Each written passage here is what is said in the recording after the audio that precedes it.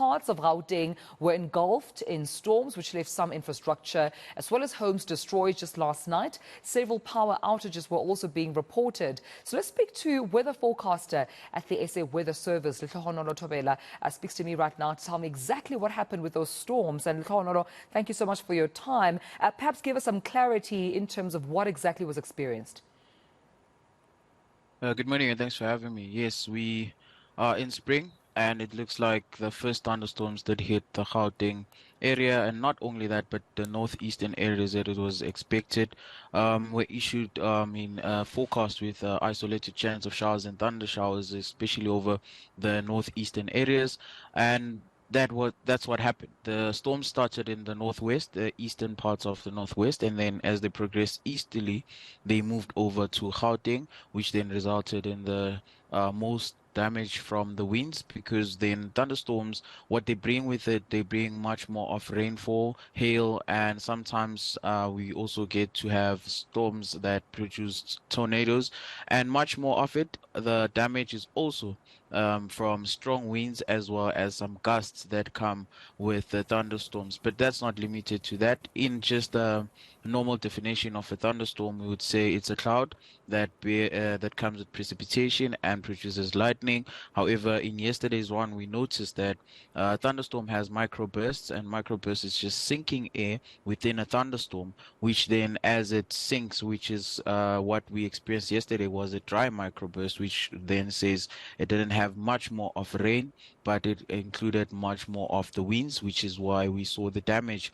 of how the sinking air, which was sinking at the highest speed with gusts of like about 55 knots, which is around 110 kilometers per hour of winds that were gusting around areas, especially over the central parts of Gauteng, spreading over to the north as well as the eastern areas. When we, obviously think of spring, we think of just, summer days and sunny days ahead of us. But obviously with these storms, we're seeing definitely a change in a weather pattern that we need to definitely be cautious of, because power outages have also been reported due to these storms in Gauteng. How long are they expected to last for?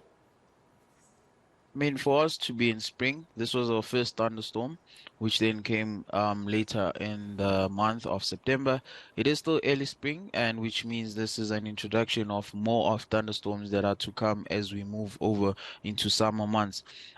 We are in spring, and we are expecting seasonal forecast suggests that we'll have below normal rainfall for the central parts over summer. However, much more of spring into the late spring and summers, we're expecting the northeastern parts to receive much more of the rain.